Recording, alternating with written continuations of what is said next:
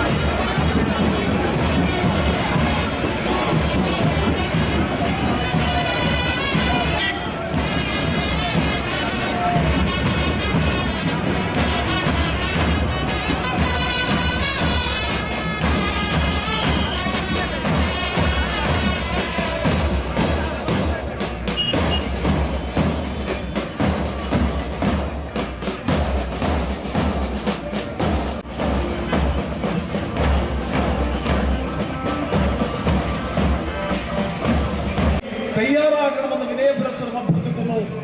ആ ജനമുന്നേറ്റത്തെ പ്രതിരോധിക്കാൻ വേർതിരിവിലൂടെ വർഗീയമായ ധ്രുവീകരണം സൃഷ്ടിച്ച് അധികാരത്തിൽ വരുന്നതിന് വേണ്ടിയിട്ടുള്ള കുൽസിതമായ അത്യന്തം ആപൽക്കരമായിട്ടുള്ള നീക്കത്തിനാണ് ഇന്ന് കോൺഗ്രസ് KSU ജനാധിപത്യ വിശ്വാസികളുടെ അകപ്പടിയൊടുങ്ങിയുള്ള ഈ മരിച്ചു കിടക്കുന്ന മണൽത്തരികളെ പോലും രോമാഞ്ച ഗന്ധികമണിയിട്ടുകൊണ്ടിരുന്ന VD സതീശൻ ഈ വേദിയിലേക്ക് കടന്നു വരികയാണ്.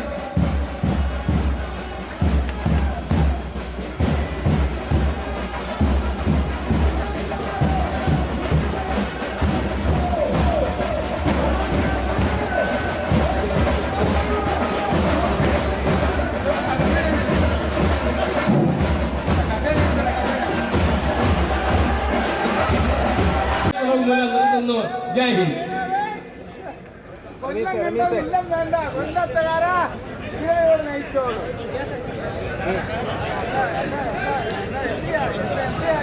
പാരമ്പര്യത്തെയും അതിൻ്റെ പൈതൃകത്തെയും കുറിച്ച് ഞാൻ നിങ്ങളോട് പറയേണ്ട ആവശ്യമില്ല.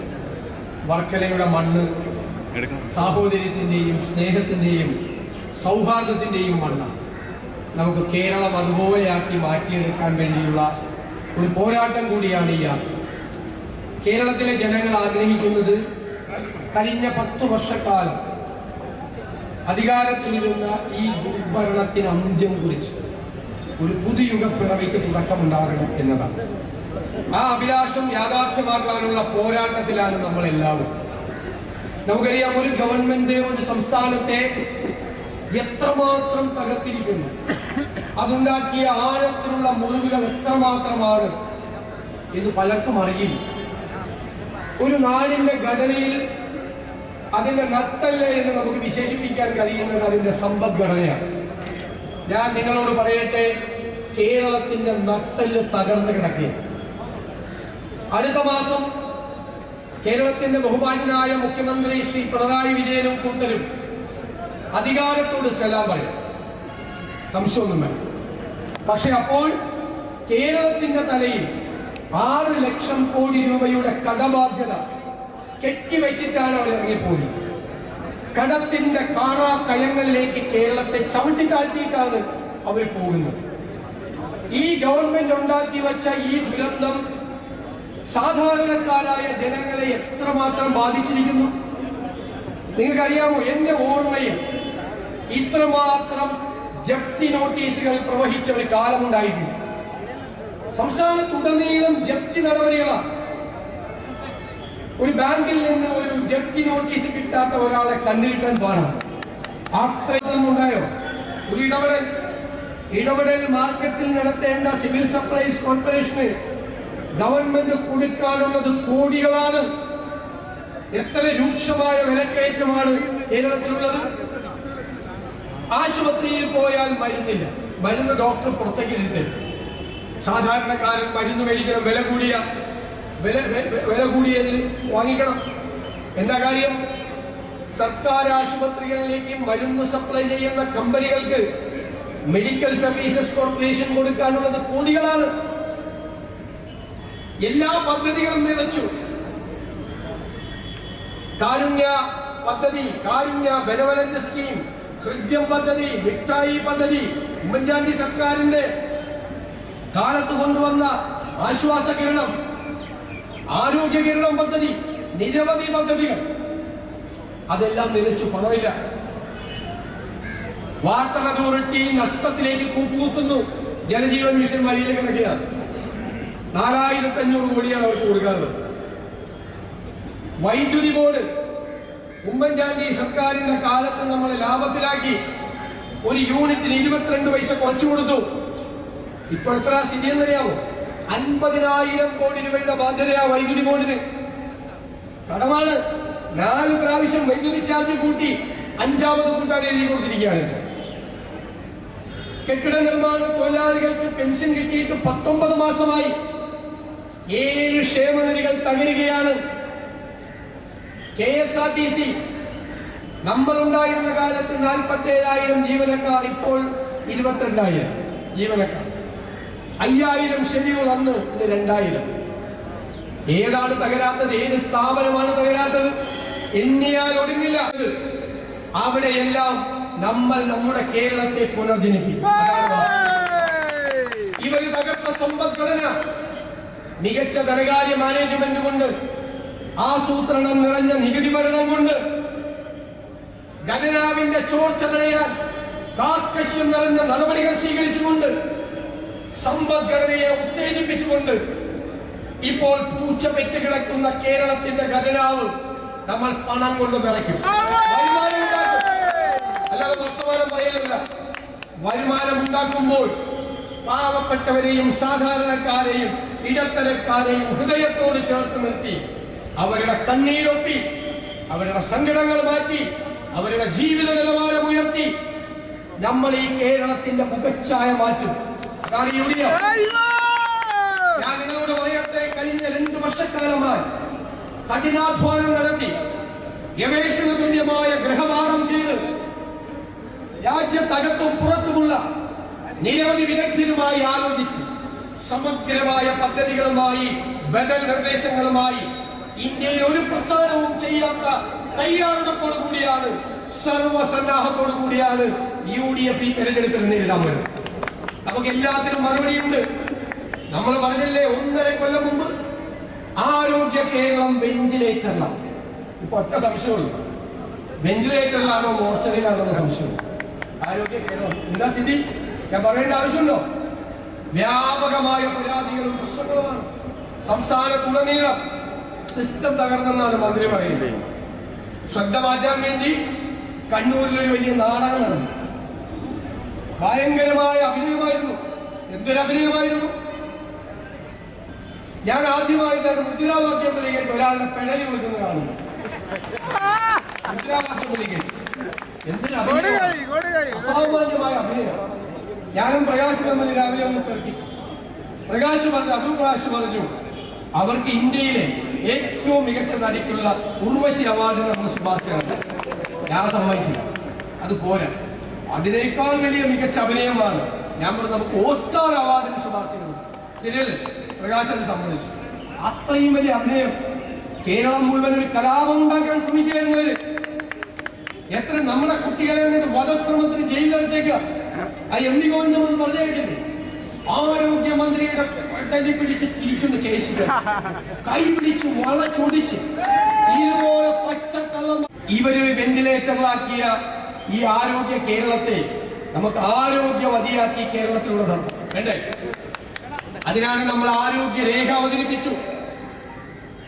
ഞാൻ നിങ്ങളോട് പറയുന്നു, അത് നടപ്പാക്കുമ്പോൾ ലോക രാജ്യങ്ങളിൽ നിന്ന് പോലും ആളുകൾ ചികിത്സ തേടി കേരളത്തിലെത്തുന്ന ആരോഗ്യത്തിന്റെ ഡെസ്റ്റിനേഷൻ പോയിന്റ് ആക്കി നമ്മൾ നമ്മുടെ കേരളത്തെ മാറ്റി. നമ്മുടെ കുട്ടികൾ 40-50 ലക്ഷം രൂപ മുടക്കി ഇടപ്പാടം പറയപ്പെടുത്തി വിദേശ രാജ്യങ്ങളിൽ പഠിക്കാൻ പോകും. UDF വരുമ്പോൾ അവർ ജർമ്മനിയിൽ, ഓസ്ട്രേലിയയിൽ, UK-യിൽ, കാനഡയിൽ യൂണിവേഴ്സിറ്റികളിൽ പോയി പഠിക്കുന്ന പ്രോഗ്രാമുകൾ നമ്മൾ ഈ കേരളത്തിലെ യൂണിവേഴ്സിറ്റികളിൽ ആരംഭിക്കും. നമ്മുടെ കുട്ടികൾ അവിടെ പഠിക്കും.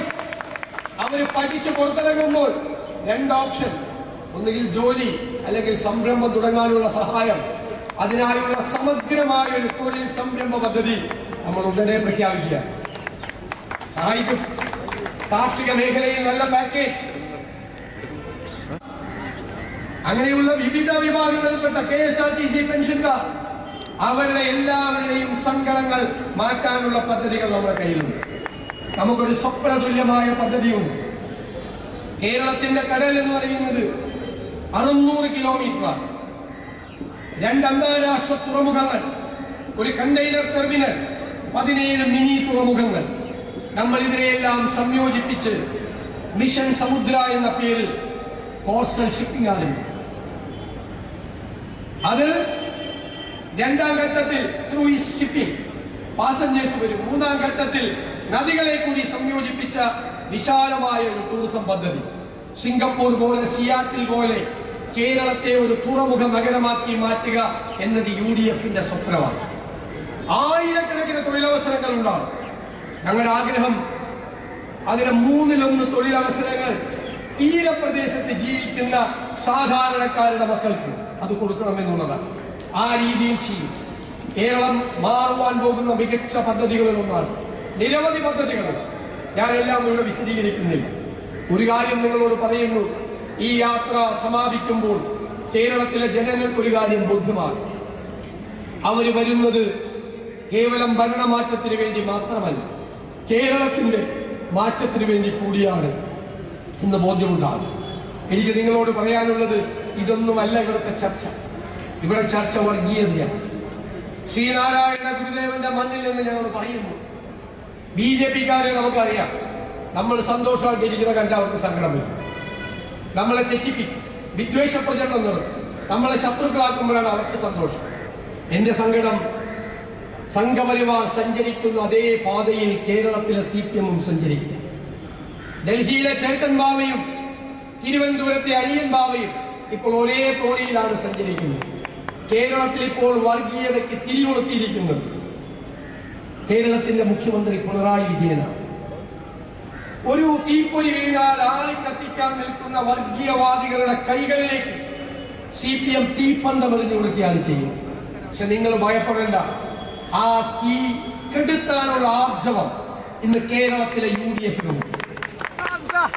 ആരും വർഗീയത പറയേണ്ട എന്നതാണ് നമ്മുടെ നിലപാട്. ഭൂരിപക്ഷ വർഗീയതയും പറയേണ്ട, ന്യൂനപക്ഷ വർഗീയതയും പറയേണ്ട. ആര് പറഞ്ഞാലും, ഏത് കൊലകൊമ്പം പറഞ്ഞാലും നമ്മൾ അതിനെ ശക്തിയായി നമ്മൾ എതിർക്കും. തെരഞ്ഞെടുപ്പ് കാലത്ത് എല്ലാവരും കോംപ്രമൈസ് ചെയ്യും. നമ്മൾ കോംപ്രമൈസ് ചെയ്യില്ല. ചില ആളുകൾ നമ്മളെ പേടിപ്പിക്കാൻ വരും. ഞങ്ങളുടെ കയ്യിൽ വോട്ട് ബാങ്ക് ഉണ്ട്. അങ്ങനെ പേടിപ്പിക്കാൻ വന്നാൽ അവരോട് പറയും, വോട്ട് ബാങ്ക് ഉണ്ടെങ്കിൽ കയ്യിൽ വെച്ചോ, വർഗീയത പറയരുത് എന്ന് അവരുടെ മുഖത്ത് നോക്കി പറയും. ഞാൻ പറയുന്നത് പിണറായി വിജയനും VD സതീശനും ഒക്കെ കുറച്ചാളുകൂടെ ഉണ്ടാവുള്ളൂ. പിന്നെ ഓർമ്മയാകും. പക്ഷെ നമ്മുടെ കേരളം ഉണ്ടാകും. ഈ കുഞ്ഞുങ്ങളുണ്ടാകും, അവരുടെ മക്കളുണ്ടാകും. അവർ ജീവിക്കുന്ന ഈ കേരളം സൗഹാർദ്ദത്തോടു കൂടി ജീവിക്കാൻ അനുവദിച്ചില്ലെങ്കിൽ നമ്മൾ ജീവിച്ചിരിക്കുമ്പോൾ നമ്മൾ അതിന് സമ്മതിക്കില്ല. എന്ത് തടസ്സം ഉണ്ടാക്കിയാലും നമ്മൾ ഇത് മതേതര കേരളം, ഈ ശക്തമായ മതേതര നിലപാടിനെ ഇരുകൈകളും നീട്ടി ഹൃദയത്തിലേക്ക് സ്വീകരിക്കും. ഈ കേരളം ഈ തെരഞ്ഞെടുപ്പ് കഴിയുമ്പോൾ നമ്മുടെ രാജ്യത്തോട് തലയെടുപ്പോടുകൂടി പറയും, ഇതാണ് ഞങ്ങളുടെ മതേതര കേരളം, നിങ്ങളിത് മാതൃകയാക്കണമെന്ന്. അവിടേക്ക് നമുക്ക് നമ്മുടെ കേരളത്തെ കൂട്ടിക്കൊണ്ടുപോകും. CPMന് എന്ത് സംഭവിച്ചു? അവർ ഖജനാവ് കൊള്ള നടത്തി, പിന്നെ അമ്പലത്തിൽ കയറി മോഷ്ടിച്ചു. ഇപ്പൊ അവസാനം സ്വന്തം രക്തസാക്ഷികളുടെ ഫണ്ട് അടിച്ചു മാറ്റി. ഇപ്പൊ രക്തസാക്ഷികൾ ഉണ്ടാകുന്നത് CPMന് ലോട്ടറി ഡീലാണ്, ബമ്പർ. അതിൽ തുടങ്ങുക. നിങ്ങൾക്കറിയാം, തിരുവനന്തപുരത്ത് വിഷ്ണു എന്നുള്ളൊരു ചെറുപ്പക്കാരൻ രക്തസാക്ഷിയായി CPMന് വേണ്ടി ആ ഫണ്ട് അടിച്ചു മാറ്റി. കഴിഞ്ഞ 5-ാം തീയതി വിഷ്ണുവിന്റെ കുടുംബം കോൺഗ്രസിൽ മെമ്പർഷിപ്പ് എടുത്തു. ഏതോ രക്തസാക്ഷികളുടെ കുടുംബങ്ങൾ പോലും വെറുക്കുന്ന പാർട്ടിയായി CPM. ശബരിമലയിൽ എന്താ നടന്നത്? ശബരിമലയിൽ അയ്യപ്പന്റെ സ്വർണം കവർന്നതിന് 3 CPM നേതാക്കന്മാർ ജയിലിൽ കിടക്കുന്നു. ഭയങ്കര അഭിമാനമാണ് CPM. സ്വർണം മാത്രമല്ല, അയ്യപ്പന്റെ ശ്രീകോവിലിന് മുന്നിലുള്ള അതിമനോഹരമായ സ്വർണത്തിൽ പൊതിഞ്ഞ ദ്വാരപാലക ശില്പം ഇവരെടുത്തുകൊണ്ടുപോയി ഒരു കോടീശ്വരന് വിറ്റു, കോടികൾ വാങ്ങിച്ചു. ആലോചിച്ച് നോക്കിയേ.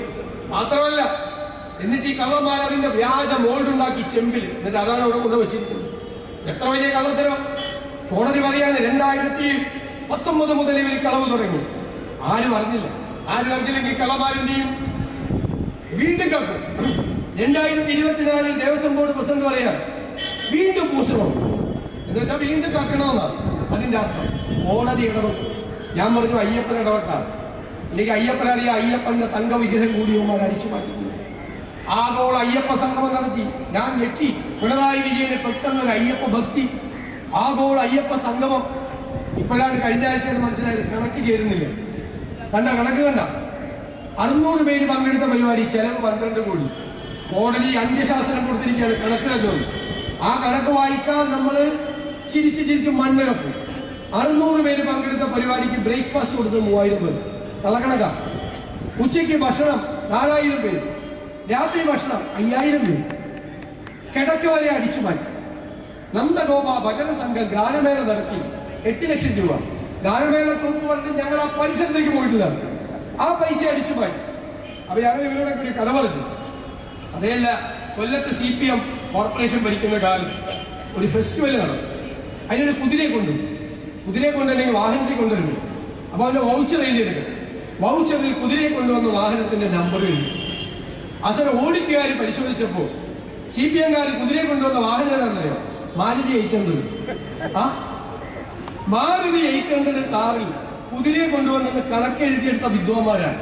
ആഗോള അയ്യപ്പ സംഗമത്തിൽ കമന്ന് വീണാൽ കാൽപ്പണവുമായി പോകുന്ന കൊള്ളക്കാരുടെ പാർട്ടി. ഇപ്പൊ പ്രഖ്യാപനങ്ങളാണ്. ഞാൻ പറഞ്ഞ മാതിരി ഖജനാവി പൂച്ച വെച്ച് കിടക്കാം. ഭയങ്കര പ്രഖ്യാപനമാണ്. 12,000 കോടി രൂപയുടെ തീരദേശ പാക്കേജ് 5 വയസ്സ് ജനവാക്കിയിട്ടുണ്ട്. പ്രഖ്യാപിക്കാമല്ലോ. ഇടുക്കി ചെന്നപ്പോൾ 18,000 കോടിയുടെ പാക്കേജ്. അപ്പൊ പിണറായി വിജയന്റെ വാക്കും പഴയ ചാക്കിനും ഒരേ വിലയല്ല. ചാക്കിന് ഇപ്പോഴും കുറച്ച് വിലയുണ്ട്. പഴയ ചാക്കിനോട് കുറച്ച് പ്രയോജനമുണ്ട്, മറ്റൊരു ഒരു പ്രയോജനമില്ല. 2021 വന്ന് നിങ്ങളോട് എന്താ പറഞ്ഞത്? ഞങ്ങൾ വന്നാൽ 1,200 രൂപയുടെ പെൻഷൻ 2,500 ആക്കും ഇല്ലേ? 4.25 കൊല്ലക്കാലം ഒരു ചില്ലിക്കാശ് കൂട്ടിയ എടാ ഇപ്പൊ ഈ തെരഞ്ഞെടുപ്പിന് തൊട്ട് മുമ്പ് 400 രൂപ കൂട്ടിയെന്ന്. അപ്പൊ ഞങ്ങൾ എല്ലാവരോടും പറഞ്ഞു, മലയാളിയുടെ സാമാന്യ ബുദ്ധിയെ പരീക്ഷിക്കുന്നു. മലയാളി എന്ത് ചെയ്തു? 400 രൂപ മേടിച്ച് പോക്കറ്റിലിട്ട് നേരെ പോളിംഗ് ബൂത്തിൽ പോയി UDF വോട്ട് ചെയ്തു. അപ്പൊ നമ്മൾ ഇടുക്കി എല്ലാവരും ചെലവഴിക്കുന്ന ഒരാളുണ്ടല്ലോ, മണിയാശാൻ ഉടുക്കത്തെ തെറി കഴിഞ്ഞിട്ട് എന്നെ ചീത്ത വിളിച്ചു. കൊള്ളരുതാത്തവന്മാര്. ആര്? വോട്ടർമാരോടാണ്. കൊള്ളരുതാത്തവന്മാര്. അവന്മാര് ഞങ്ങളുടെ കാശും മേടിച്ച് കുട്ടടിച്ച് പോയി UDF വോട്ട് ചെയ്തു. അപ്പൊ ഞാൻ പറഞ്ഞു, മണിയാശാൻ കൊള്ളരുതാത്തവരായിട്ടല്ല, അവര് നല്ല ബുദ്ധിയുള്ളവരാണ് നിങ്ങളെക്കാൾ. അവർക്കറിയാം നിങ്ങൾ 5 കൊല്ലം പെൻഷൻ കൊടുക്കാന്ന് പറ്റിച്ച് 2 മാസം പെൻഷൻ 400 രൂപ കൂട്ടി കൊടുക്കും. അടുത്ത 5 കൊല്ലത്തേക്ക് അവർക്ക് നല്ല പെൻഷൻ കൊടുക്കാൻ പോകുന്നത് UDF സർക്കാരാണെന്നുള്ള തിരിച്ചറിവ് ഞാൻ ദീർഘിപ്പിക്കുന്നില്ല. ടീം UDF 100-ലധികം സീറ്റുമായി കേരളത്തിൽ അധികാരത്തിലേക്ക് തിരിച്ചു വരികയാണ്. എന്റെ ചോദ്യം അതല്ല.